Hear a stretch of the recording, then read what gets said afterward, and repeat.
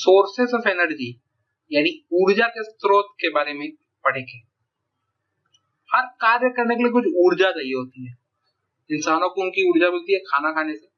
मशीनों के लिए ऊर्जा के लिए हम कई तरह के ईंधनों का प्रयोग करते हैं और बिजली बनाने में भी कई तरह के ईंधनों का प्रयोग किया जाता है। और क्योंकि ये हमारे जीवन के इतने जरूरी भाग है कि इनके बारे में पढ़ना आवश्यक है। अब हम जानते हैं कि ऊर्जा का अच्छा स्रोत किसे कहा जा सकता है। ऊर्जा का अच्छा स्रोत उसे कहा जाता है जो प्रति एकांक द्रव्यमान अधिक से अधिक कार्य करे, यानी अधिक से अधिक ऊर्जा दे। दूसरा, जो सरलता से प्राप्त हो सके। कई ऐसे ईंधन है तो जमीन में काफी नीचे प्राप्त किए जाते हैं, इन्हें निकालना इतना मुश्किल होता है कि इन्हें अच्छा स्रोत नहीं कहा जा सकता। तीसरी बात, अच्छे स्रोतों को जमा करके रखने और इधर से उधर ले जाने में भी सरलता होनी चाहिए। और सबसे ज्यादा आवश्यक यह है कि यह स्रोत सस्ते हों, क्योंकि इनका प्रयोग हर तरह के मनुष्यों को करना है, तो दाम का ध्यान देना बहुत ही आवश्यक है।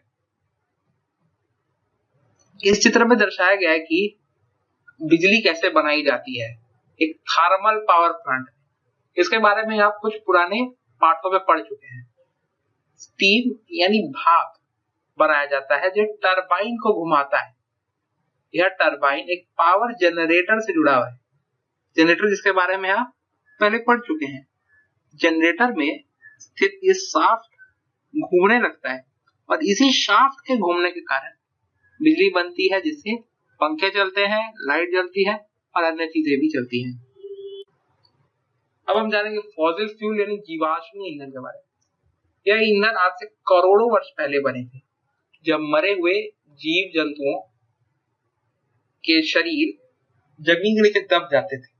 जमीन के नीचे स्थित गर्मी और उच्च दबाव के कारण यह ईंधन में तब्दील हो जाते हैं और इसी कारण से इनका भंडार सीमित है।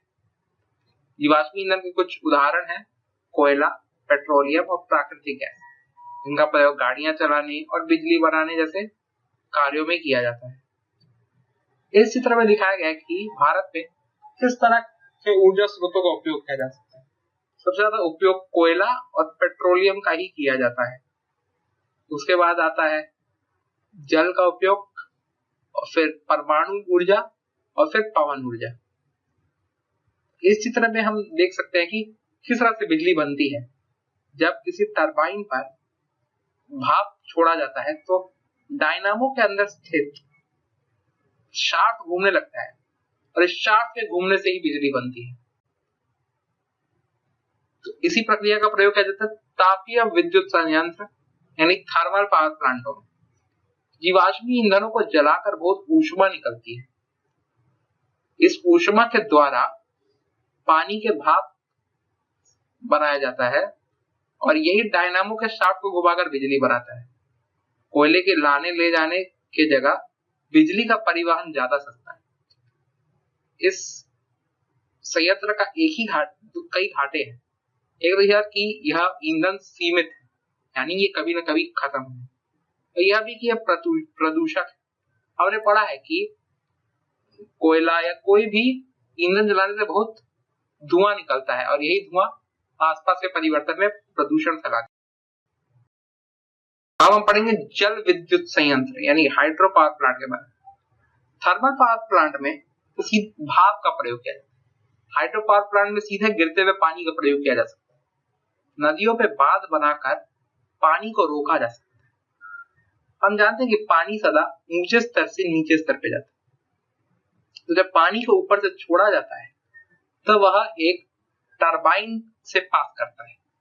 यह पानी इस टरबाइन को घुमाता है जिससे बिजली बनती है। भारत के कुछ विख्यात बांध है। नर्मदा नदी पर स्थित सरदार सरोवर बांध, सतलज नदी पर स्थित भाखड़ा नांगल बांध और गंगा पर स्थित टिहरी बांध। यह बिजली बनाने का काफी अच्छा तरीका है और इसका प्रयोग हमारे देश में भी कई जगह किया जा रहा है। इसमें बस एक ही चीज चाहिए कि पहाड़ के बीच एक तेज बहती नदी खोदनी है और जो लोग विस्थापित होते हैं इसके आसपास, इसे कम से कम रखना होता है। बायोमास एक ऐसी ऊर्जा स्रोत है जिसका उपयोग हमारे गांव में कई तरह से किया जा सकता है। लकड़ी को कम ऑक्सीजन में जलाने से चारकोल बनता है, जो काफी बढ़िया ईंधन होता है। ठीक उसी तरह गोबर, फसल के कटे हुए अवशिष्ट, बेकार सब्जियों को अगर कम ऑक्सीजन में रखा जाए तो कीटाणु इन पर प्रतिक्रिया करते हैं और बायोगैस बनाते हैं। बायोगैस में मुख्यतः मीथेन गैस होता है और यह काफी बढ़िया जलावट होता है। तो इसके प्रयोग से, बायोमास के प्रयोग से फेंकने वाली चीजों का द्वारा ईंधन बनाया जा सकता है और साथ ही साथ मीथेन गैस निकलने पर जो नीचे बच जाता है उसका प्रयोग हम कर सकते हैं खेतों में खाद के रूप में। तो यह एक ऐसा ऊर्जा स्रोत है जिसका उपयोग हमारे गांव में बहुत बढ़िया से हो सकता है और कई गांव में ऐसा हो भी रहा है। अब बात करते हैं पवन ऊर्जा के बारे में। पवन चक्कियों की मदद से सदियों से हवा की गतिज ऊर्जा, क्योंकि हवा तो चल रही है, उड़ रही है, तो कुओं से पानी निकाला जाता है। आज इन पवन चक्कियों को डायनेमो से जोड़ दिया जाता है और इससे बिजली बनाई जा सकती है। भारत में सबसे ज्यादा पवन ऊर्जा कन्याकुमारी में बनाई जाती है। पवन ऊर्जा बनाने के लिए कुछ ऐसे पंखों का उपयोग किया जाता है। एक पंखा इतनी ऊर्जा नहीं बना सकता जिससे कई घरों में लाइट दी जा सके, तो इसलिए कई ऐसे पंखों को एक साथ करके रखना पड़ता है। अब हम ऊर्जा के अपारंपरिक स्रोतों के बारे में बताएं। वह सबसे पहले आता है सौर ऊर्जा। सूरज पृथ्वी की तरफ जो गर्मी भेजता है उसका कई जगह उपयोग किया जा सकता है। एक उदाहरण है सौर कुकर, जिसका उपयोग कई गांवों में किया जाता है। हम जानते हैं कि काला रंग सबसे ज्यादा धूप अपने अंदर सोखता है, तो एक डब्बे को हम पूरे तरह से काले रंग से पेंट कर देते हैं और एक शीशा लगा देते हैं। अगर डब्बे में हम कोई भी खाने वाला पदार्थ जैसे चावल अगर रखते हैं तो धूप से आने वाली सारी ऊर्जा इस शीशे पर टकराकर सीधे खाने पर पड़ेगी, जिससे खाना अपने आप पक जाएगा। सौर सेल जो मुख्यतः सिलिकॉन से बनते हैं, इनका द्वारा सौर ऊर्जा से बिजली बनाई जा सकती है और कई सौर सेल मिलाकर सौर पैनल बनाए जाते हैं। सौर पैनल कुछ इस प्रकार दिखते हैं। इसमें हर एक एक टुकड़ा एक सौर सेल है। सौर सेल में कुछ ऐसी प्रक्रियाएं होती हैं जो धूप की ऊर्जा लेते ही उसे बिजली में परिवर्तित कर देता है। सौर सेलों का प्रयोग कई डिजिटल वॉचों में आजकल किया जाता है और कैलकुलेटर में तो इसका प्रयोग कई सालों से किया जा रहा है। अब हम समुद्र की ऊर्जा के बारे में जानेंगे, जो एक और अपारंपरिक ऊर्जा स्रोत है। एक उदाहरण ज्वारीय ऊर्जा। समुद्र के स्तर को अगर हम देखते हैं तो बता रहे कम ज्यादा होती रहती है, इसे ज्वार भाटा कहा जाता है। समुद्र के किनारे किसी संकीर्ण क्षेत्र पर बांध बनाकर उसमें टरबाइन लगाकर उपयोग किया जा सकता है। तो जब समुद्र किनारे हाई टाइड होगा तो सारा पानी बाहर से अंदर तरफ आएगा, जिससे टरबाइन घूमने लगेगा और बिजली बनेगी। जब लो टाइड होगा तो सारा पानी किनारे से समुद्र तरफ जाएगा, जिससे और टरबाइन घूमेगा और बिजली बनेगी। इसका सबसे पहले प्रयोग फ्रांस में किया गया था और गुजरात के गल्फ ऑफ कच्छ में इस पर काम किया जा रहा है। तरंग ऊर्जा भी ऊर्जा है जिसका हम प्रयोग कर सकते हैं। समुद्र में जो तेज लहरें होती हैं उनसे ऊर्जा प्राप्त की जा सकती है। इसके लिए कई यंत्र भी बनाए गए हैं, परंतु इसका प्रयोग अभी काफी जोर शोर से नहीं हो रहा है। भूतापीय ऊर्जा भी ऊर्जा का एक बहुत बड़ा स्रोत है।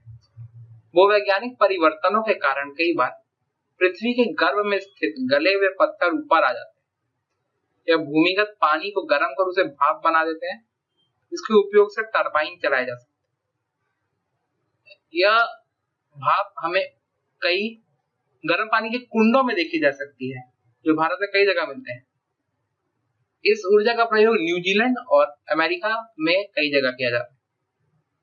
इस ऊर्जा का एक ही घाटा है कि ऐसे स्थान खोजना जहां यह गर्मी निकल रही है, प्राप्त करना ही बहुत मुश्किल है। अब हम बात करेंगे परमाणु ऊर्जा के बारे में, जो आजकल वाद विवाद का एक बहुत ही बड़ा चर्चा है। परमाणु विखंडन में भारी परमाणु जैसे यूरेनियम, प्लूटोनियम पर कम ऊर्जा वाले न्यूट्रॉनों की बौछार की जाती है, इससे हल्के परमाणु बनते हैं और इस प्रतिक्रिया में बहुत ऊर्जा निकलती है। यह ऊर्जा चारकोल को जलाने से निकलने वाली ऊर्जा से 1 करोड़ गुना ज्यादा है। इस प्रक्रिया से पानी को भाप बनाया जा सकता है, जिसके द्वारा टरबाइन घुमाए जा सकते हैं।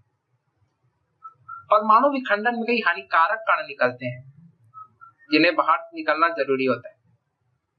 यह कण इतने हानिकारक होते हैं कि एक बार में ज्यादा ईंधन का प्रयोग नहीं किया जा सकता। अगर यह कण मनुष्य के शरीर में घुस जाते हैं तो कई स्वास्थ्य समस्या पैदा कर देते हैं। इसी कारण से परमाणु ऊर्जा के अपशिष्ट को ठीक से फेंकना जरूरी हो जाता है और प्रयोग करते समय भी इन्हें ठीक से रखना बहुत जरूरी हो जाता है। इसी कारण परमाणु ऊर्जा के पावर प्लांटों में